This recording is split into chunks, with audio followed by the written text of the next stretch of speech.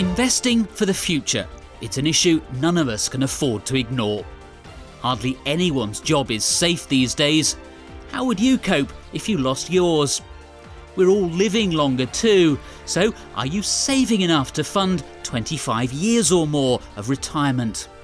Can you really afford to pay for your children or grandchildren to go to university or help them onto the property ladder? And what about all those holidays you promised yourself? We entrust the vast bulk of our investments to fund managers.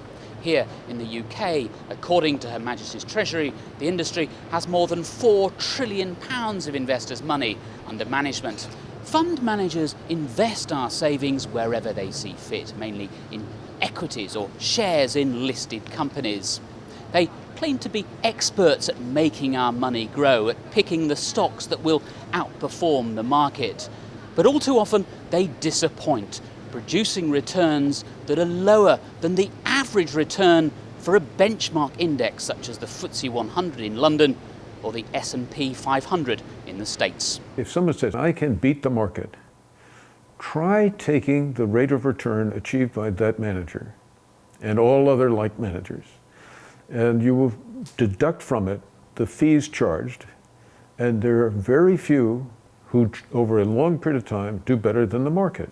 Well, the best study I know of was one carried out in the States over 35 years from 1970 to 2005. That looked at 355 funds. Just 9 of those funds beat the index by 2% or more over that period, and just 3 of them showed sustained outperformance. Now, a study in the UK of 1,200 funds over 3 years, finishing in March of 2011, showed that just 1.3% of those funds were in the top quartile for all 3 successive years. For veteran investment guru John Bogle, the problem is simple. Fund managers just aren't as smart as they like to think they are. I came into this business when I was at Princeton, and I worked for a brokerage firm in the summer. And one of the old runners said, Bogle, I'm going to tell you everything you need to know if you're going into the investment business. And I said, what's that, Raymond? And he said, nobody knows nothing. And that's true. We don't know what the future holds. We have all these opinions out there, and we've got to say, I'm smarter than everybody else. And that just isn't going to happen.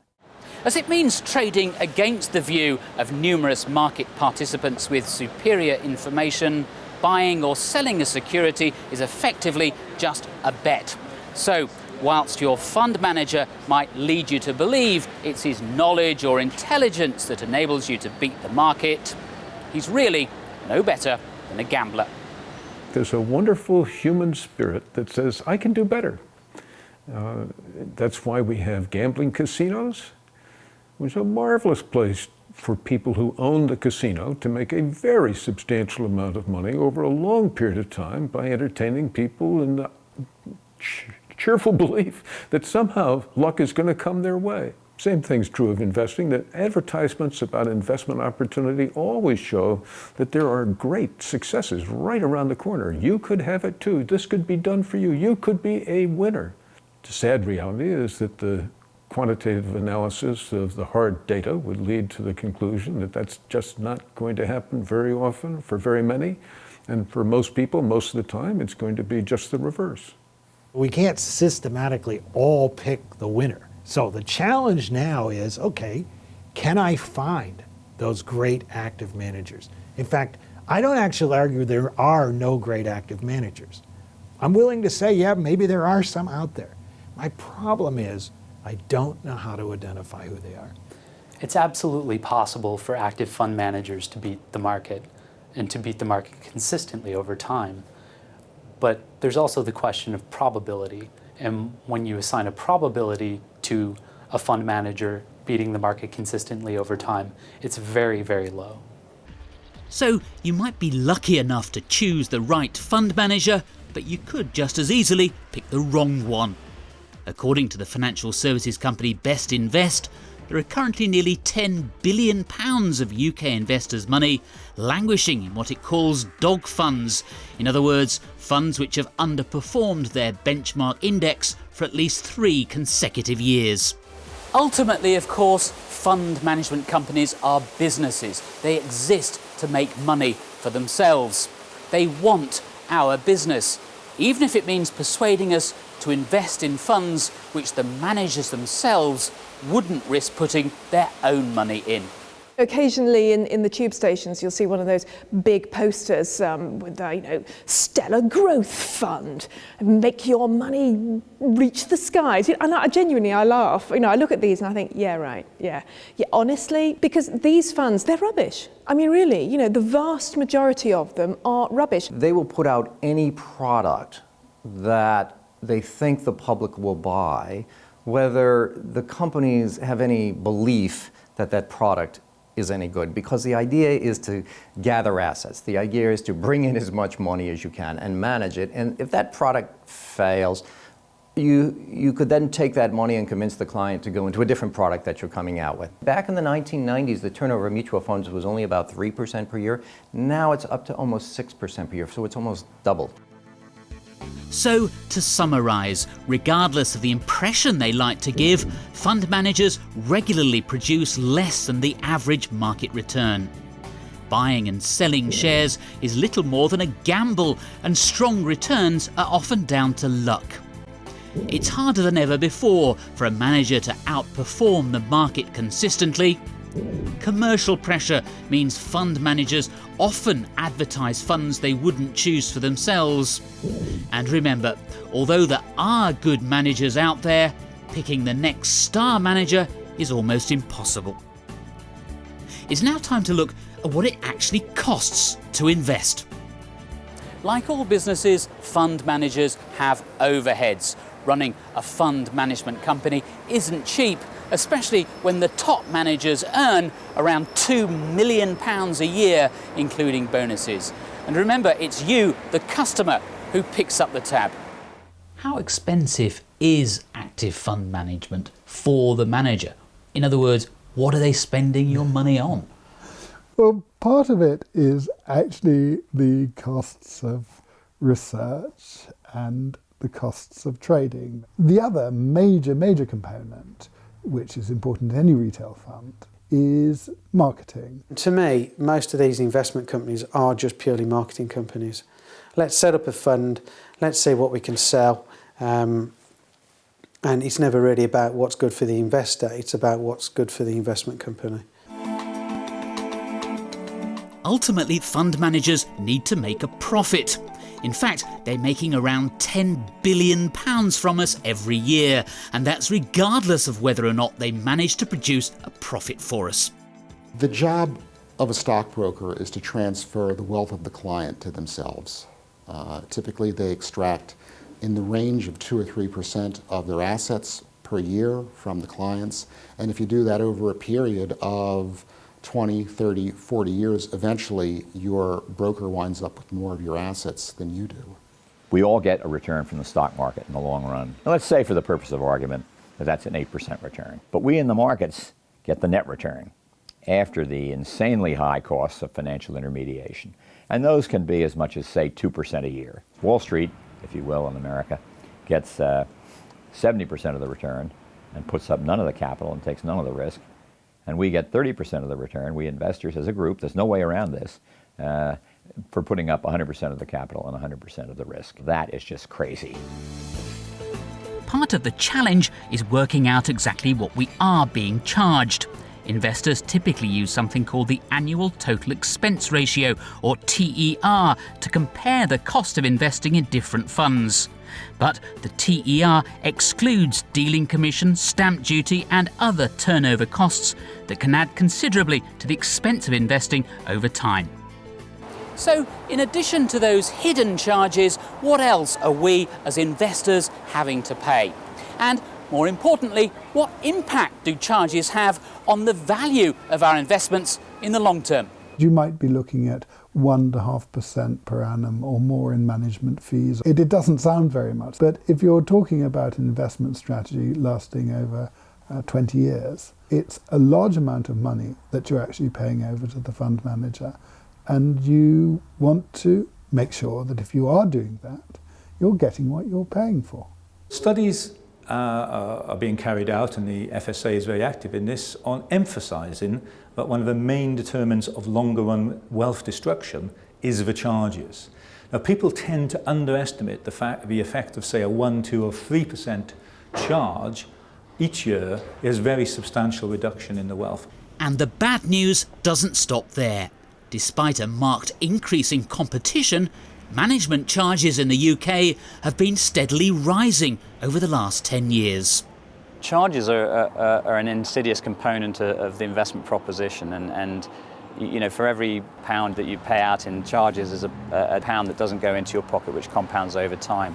And what we've actually seen, and recent research shows, is that fees in the UK are actually going up rather than going down as they are in the States, and at an absolute level they're higher than they are in the States. And you know, I think there's a lot of talk about charges and fees and fee structures, the impact of fees. This is an argument that they've been having in the States for a long, long time, but it's only just really beginning to be held seriously in the UK. There are some encouraging signs for consumers. The FSA's retail distribution review will require fund managers to be fairer and more transparent when it comes to charges. In the meantime, investors should be on their guard.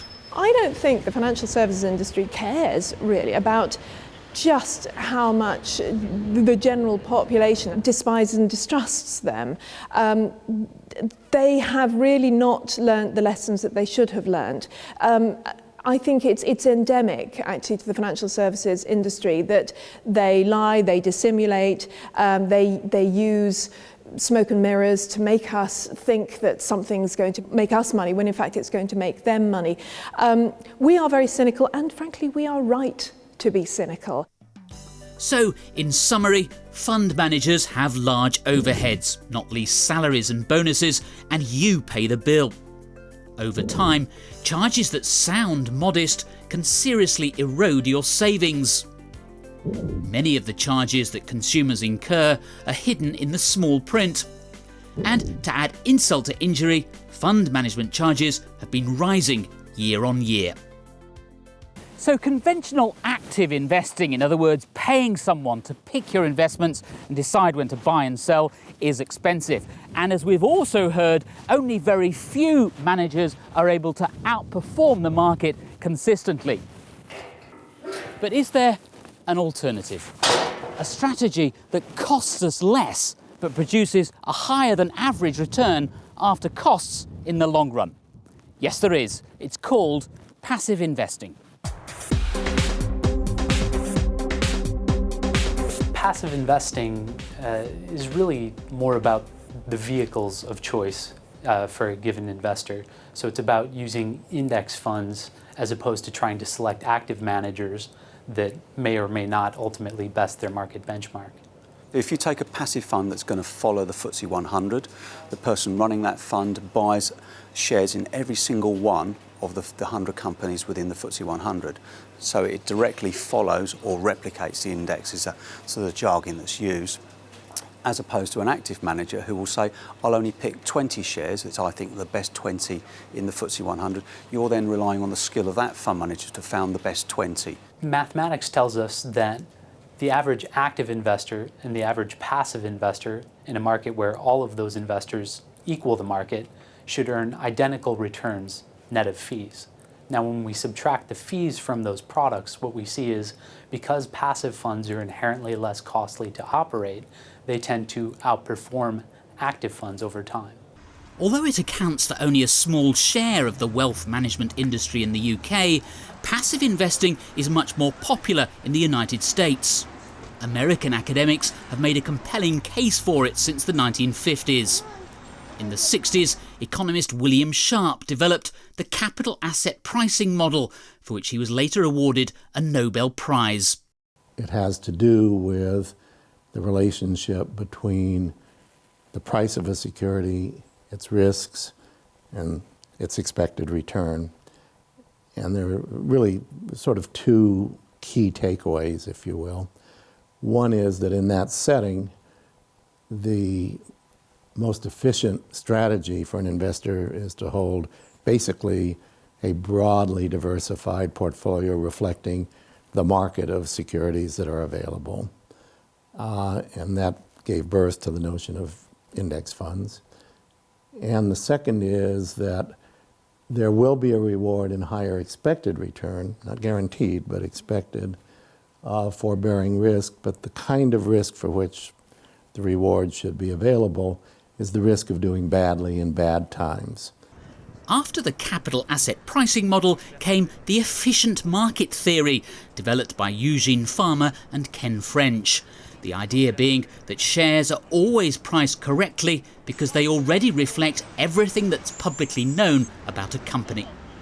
More and more Americans were beginning to realise that paying a manager to buy and sell individual shares was a waste of time and money. Market efficiency is the idea that market prices adjust very quickly to new information. And theoretically, one would believe that market prices would incorporate all the known information that's available. And so if that is mostly true, which I think it is, then it's very unlikely that any investment manager or investment fund or group will be able to have the knowledge and information to consistently take advantage of market errors. That doesn't say that other investors are stupid when they go out and hire active. What it says is if there is somebody who hires a successful active manager, there must be somebody else who's hiring an inferior active manager. Weston Wellington used to work for a firm of active fund managers, but the more he read about the evidence in favour of passive investing, the more it made sense. Almost everybody who adopts this particular investment viewpoint undergoes a similar journey, because for most people the only definition of investment advice is trying to forecast the future in some way. Which stocks will do the best, which managements are the best, which countries are the best to invest in, and so on. And it takes a while to understand that there might be a more useful alternative. Now, my particular journey was a function of first 15 years or so doing it the conventional way, reading all the usual sources and listening to all the usual experts and never really questioning it. But then when I had to undertake a position of making these decisions myself, I was the research director in charge of developing model portfolios, and I was going to be held accountable for the performance of the various managers I selected. And I had to keep track of what my performance was. When someone starts to keep track of what your recommendations are, it's a bit humbling to discover, well, maybe you aren't quite as smart as you thought you were. It was while working as an investment specialist in New York that Tim Hale came to the same conclusion. He believes that many active managers happily gamble with other people's savings while quietly investing their own money in index funds.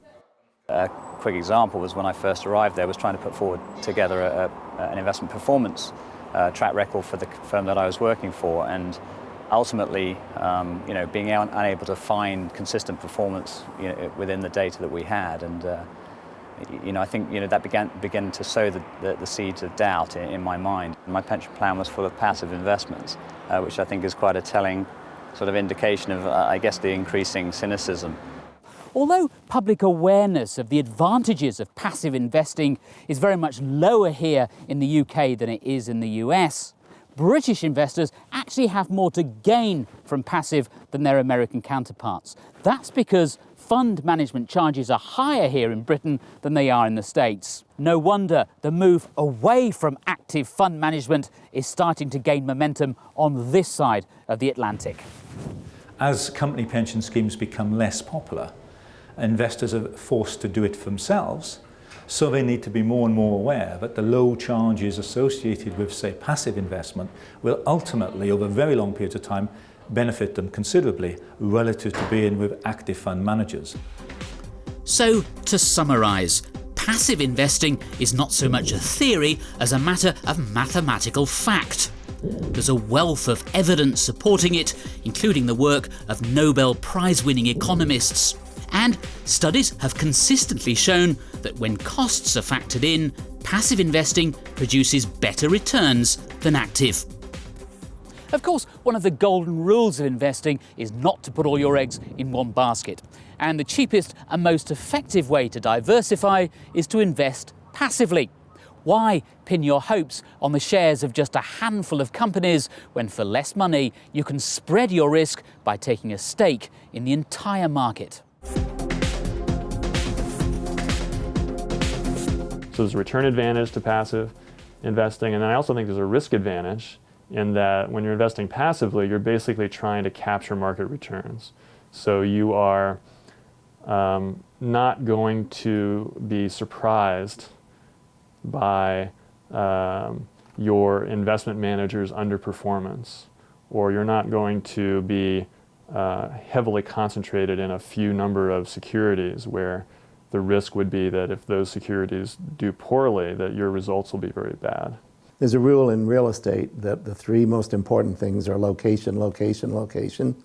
Well, my rule in investments, the three most important things are diversify, diversify, diversify, and then I'll give you three more: keep costs low, keep costs low, keep costs low.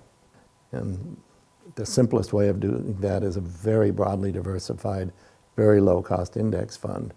Active fund managers like to give the impression their funds do spread the risk you're taking. But while index funds often hold hundreds or even thousands of stocks, a typical managed fund will only hold around 50. So if you choose an active fund, you're opting for greater volatility and you're paying a premium for the privilege.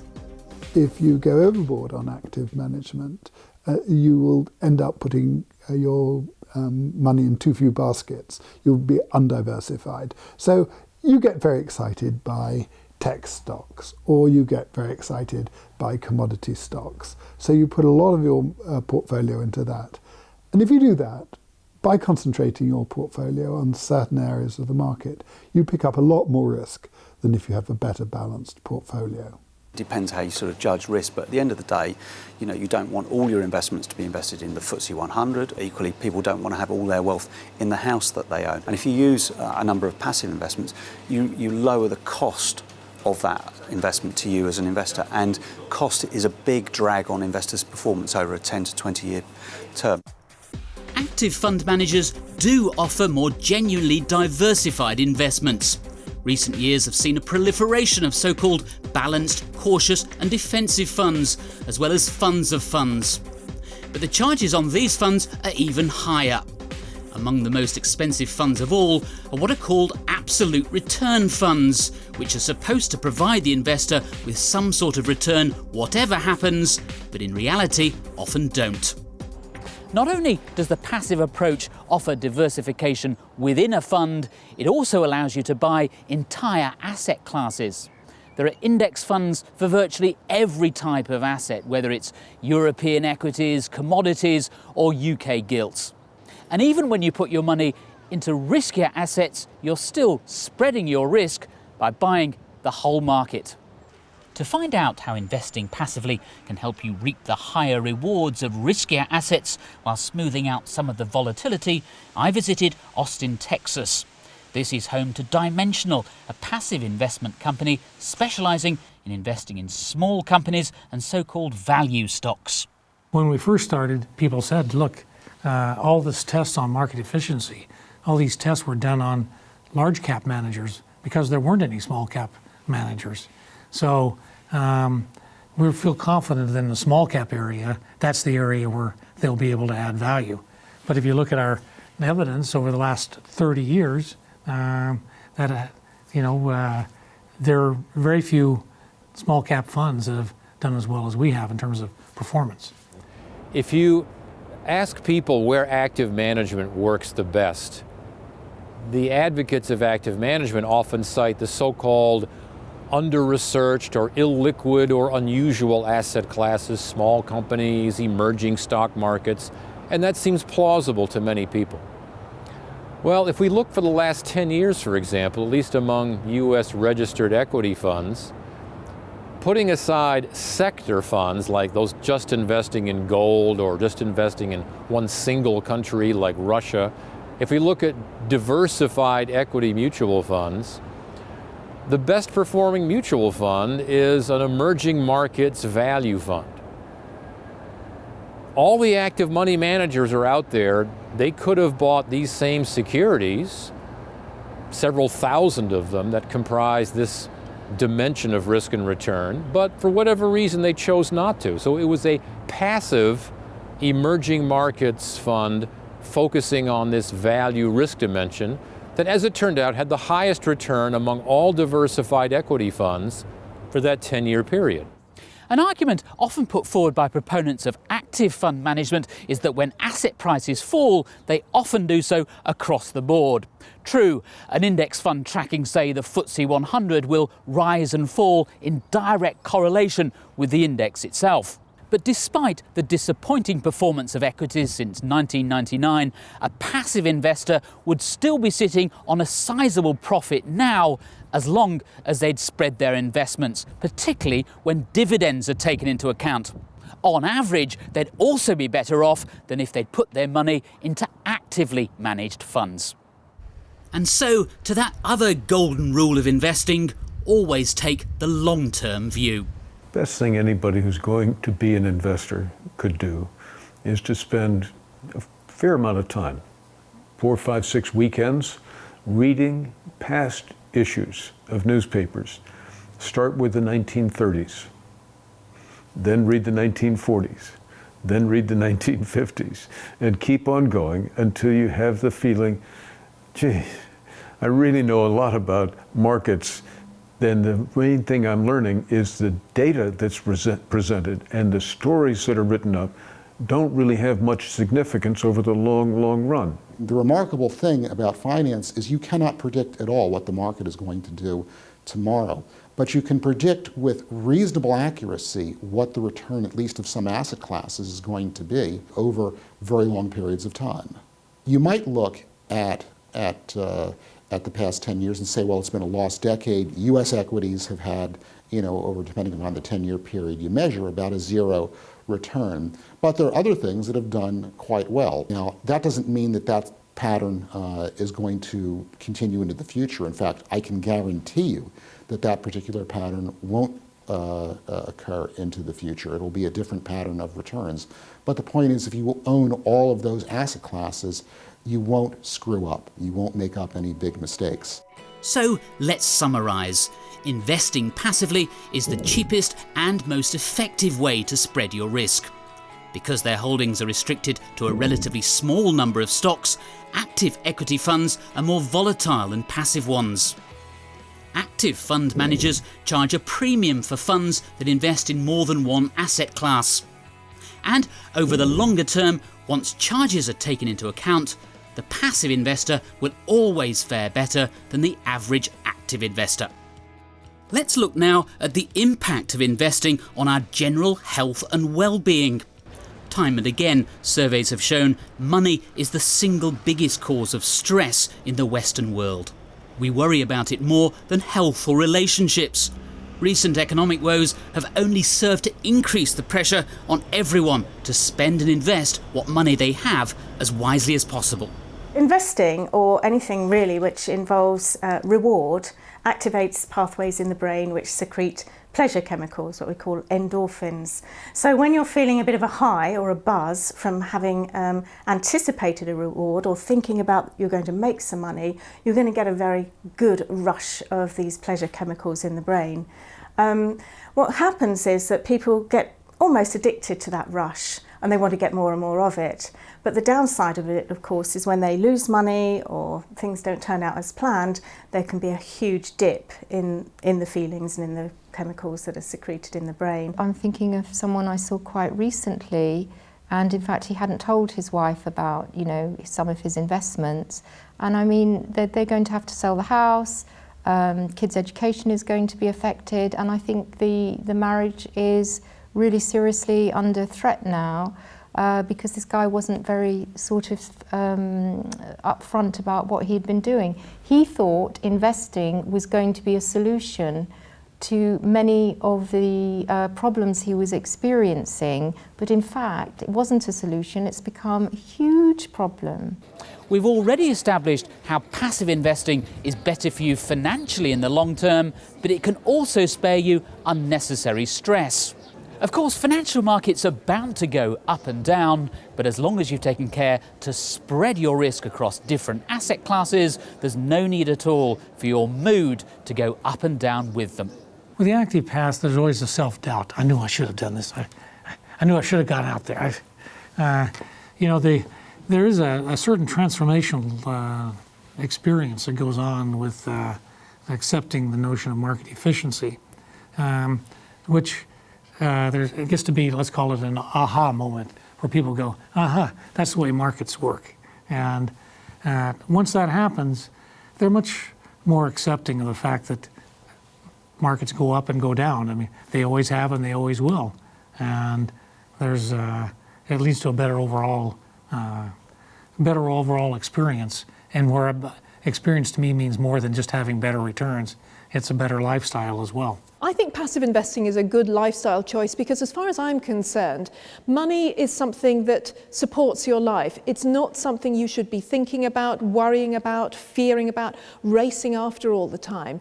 It's something that should be kept in its place, underneath you. And the great thing about passive investing is it works. And all you need to do is put your money in, ideally wrapped in an ISA if you can, or put in a SIP or whatever, and leave it there. The beauty of passive is that because it's a rational approach rooted in mathematics, it takes the emotion out of investing. Emotion, you see, can seriously damage your wealth. It is human emotion, it's behaviour that drives stock markets up and down. Take away that sort of irrational behaviour, as it were, and you get a more sort of sensible level of investing, which is the way most people invest. They invest over time, 5, 10, 20 years. Well, we have to remember that the media doesn't like neutral stories. They only like the rather extreme stories. So it's easy to get swayed by the media. And of course, men are avid readers of financial pages, and we know that women aren't. And there may be something in that because men also are more likely to react to what they read, to talk about it again with perhaps peers and colleagues, and to feel that they have to act upon it. And I think the secret of the good investor is probably to be able to tune out a lot of what goes on in the media because it probably isn't particularly useful. We tend to want to be in tune with the people around us because human beings are such social creatures. And again, the reason for that is evolutionary. And so when everyone else is buying, we tend to want to buy. When everyone else is selling, we want to tend to sell. And that means two things. It means that markets can be very unstable. If everybody's buying at the same time and then it turns around on a dime and everybody starts selling at the same time, you get a great deal of volatility. And then you also wind up doing the wrong thing at the wrong time. By constantly buying and selling the funds or buying and selling individual stock, that ratchets up the costs even more.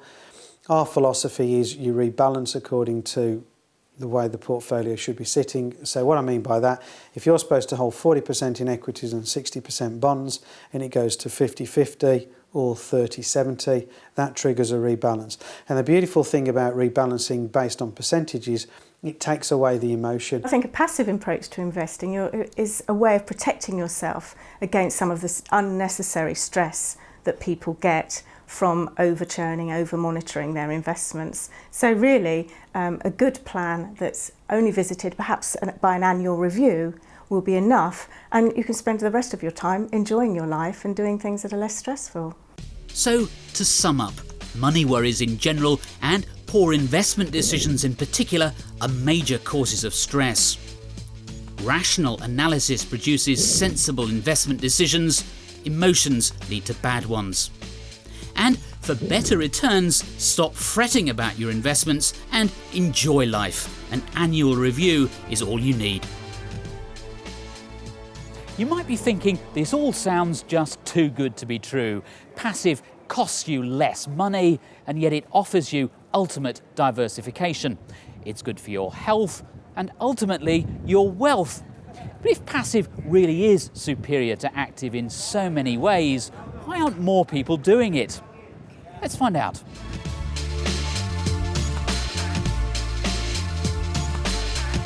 Perhaps the single biggest reason why active still holds sway is the fund management industry itself.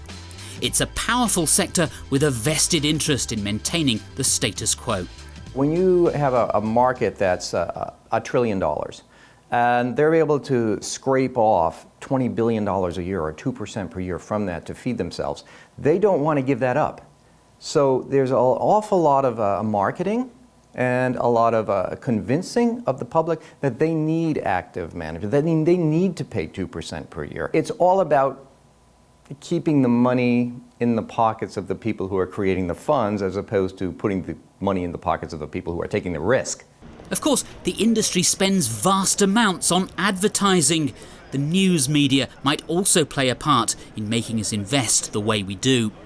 There is quite a bit of evidence that when you're dealing with very complex issues such as investing, that the complexity is so severe that people end up just going with quick hunches.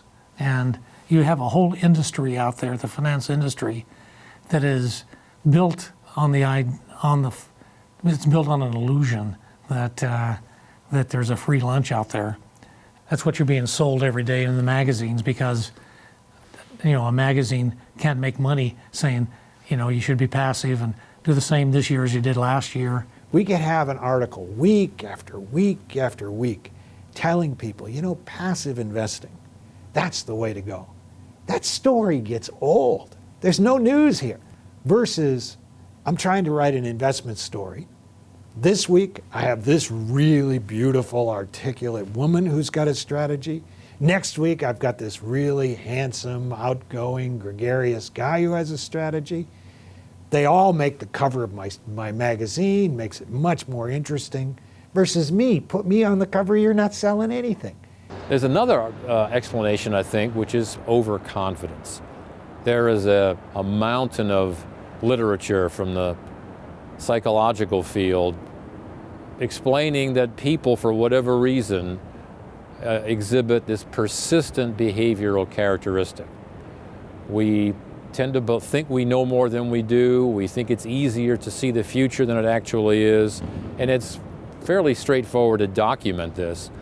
What's more interesting is that the research also tends to show that even when you point out these behavioral biases to people, they continue to engage in it. I think passive investing is less popular than using active managers because in many ways it seems inherently defeatist.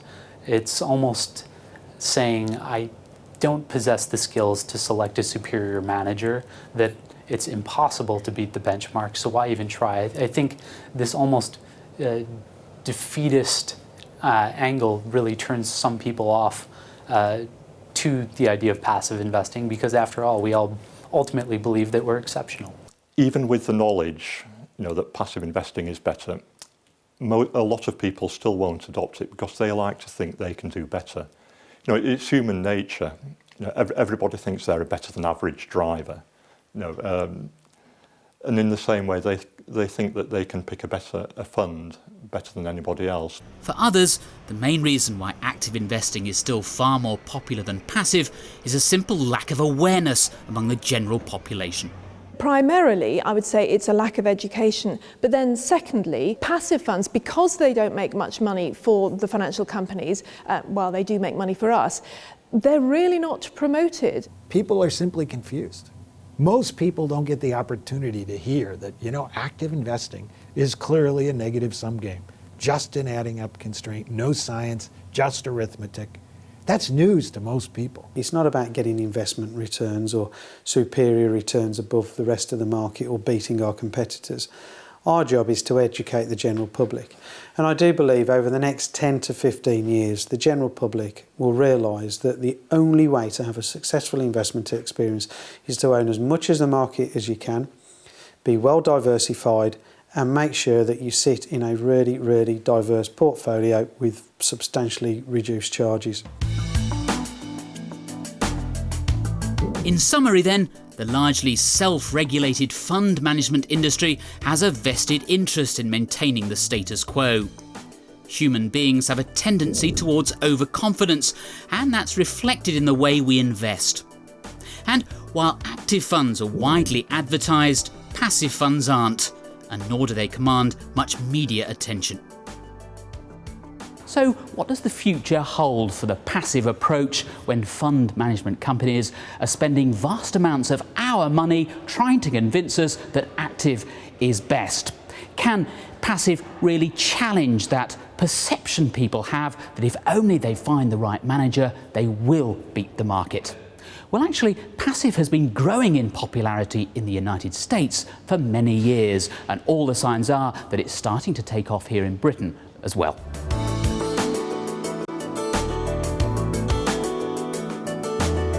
When a company called Vanguard introduced the first index fund for individual investors in 1976, critics said it wouldn't catch on.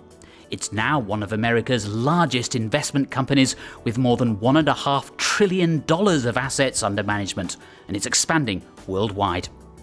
When we first opened our London office in 2009, we had 3 employees there. And I think in the first couple of months, there were 100 different articles written about us coming to the UK. And I said that was the best press coverage per employee of anywhere in the world. And what it really underscored for us was, I think the British financial press saw, we call it the Vanguard effect. Bringing somebody like us into the market would put a much more focus on cost, diversification, quality of service, and so forth. In fact, Vanguard believes that passive investing has far greater potential in the UK because the cost of active fund management is higher over here than it is in the US. Investors in the UK are paying very high costs to gain exposure to the market. We're very excited about our opportunities to expand here because we think by offering a very low-cost way of gaining exposure to the marketplace will provide a great service to investors. I think passive investing is going to go through one of these exponential growth periods. That's really our bet in the UK. I think it would not be surprising to me that if that's 7% of retail assets that are currently passively managed double in the next decade, that would not shock me at all.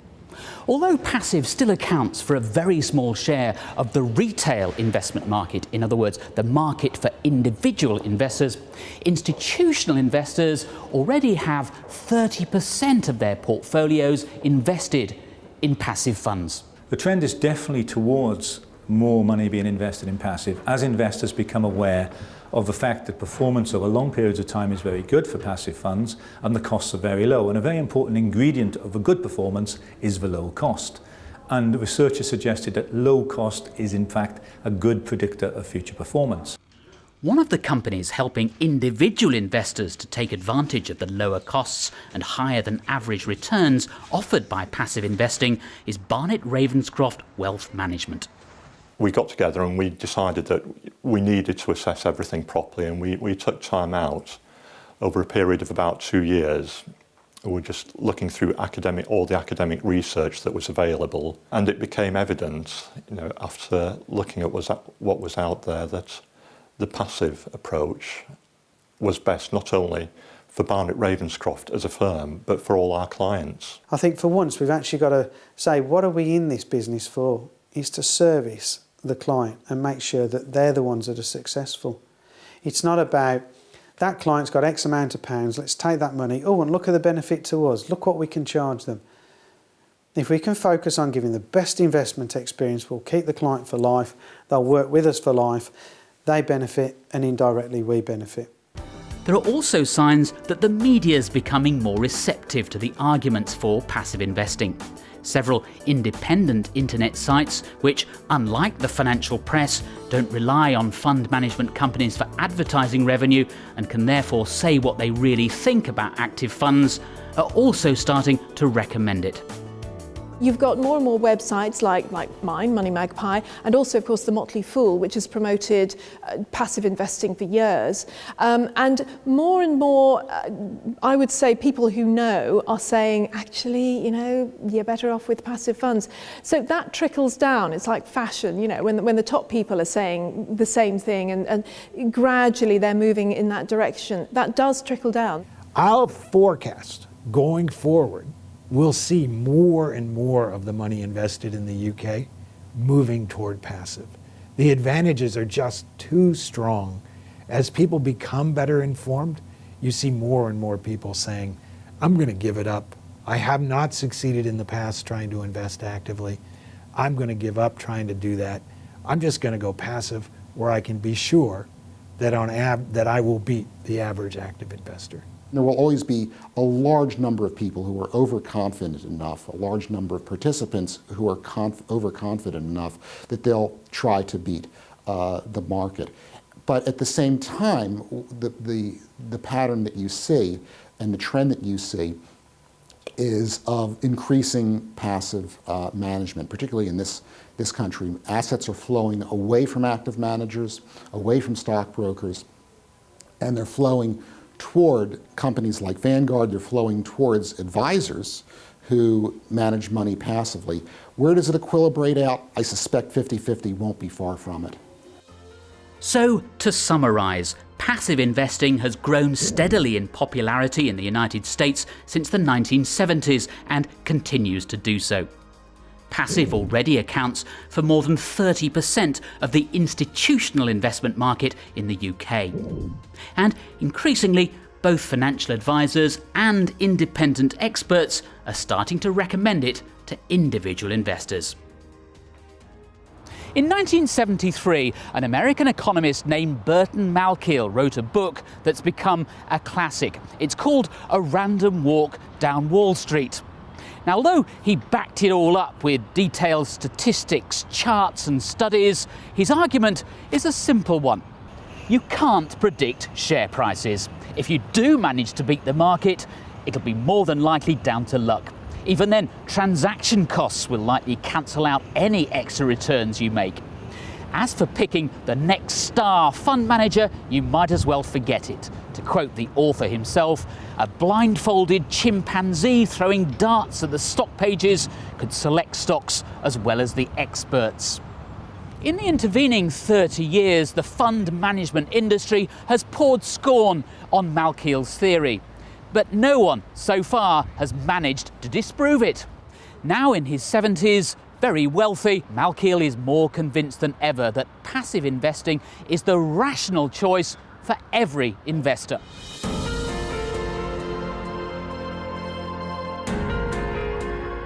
Every time I do a new edition, the 10th just came out, I ask myself, is the hypothesis true? Do index funds outperform? And every time I do it, I find that index funds do better than about 2/3 of the actively managed funds. And then, when I look at it in the next period, I find exactly the same thing, and the 1/3 that beat the index in one period aren't the same 1/3 that beat the index in the second period. In fact, despite there being a wealth of evidence in favour of passive investing, produced by some of the world's most distinguished economists and statisticians, the intellectual case for active investing has been almost non-existent. Active's most vehement supporters are fund managers themselves, i.e. those who earn a very comfortable living from it. I find, as a generalization, most active money managers have little interest in these debates. If they're involved in a debate at all, they simply point to people who have been successful at managing money and say this is proof that active management works. Well, it isn't proof because it doesn't demonstrate that the results are any better than luck, but it's the best they can come up with. One former active manager who converted to passive says many active managers privately admit that passive makes much more sense. When I converted over to passive and I started writing about index funds and how my peers are going to have a very difficult time beating the market, and here are the statistics and here are the data, I can't say that I was invited to any more parties. I can't say that I was shunned because I could show up to the parties just because I was part of the group, but I wasn't invited anymore. Now, I will also say, though, that one-on-one with my peers, in a private setting where nobody could hear the conversation, they would readily admit that it was very difficult for them to beat the market and that they personally believed in what I was doing. And this is what Warren Buffett, the world's most successful active manager, says about passive investing. most investors, both institutional and individual, will find that the best way to own common stocks is through an index fund that charges minimal fees.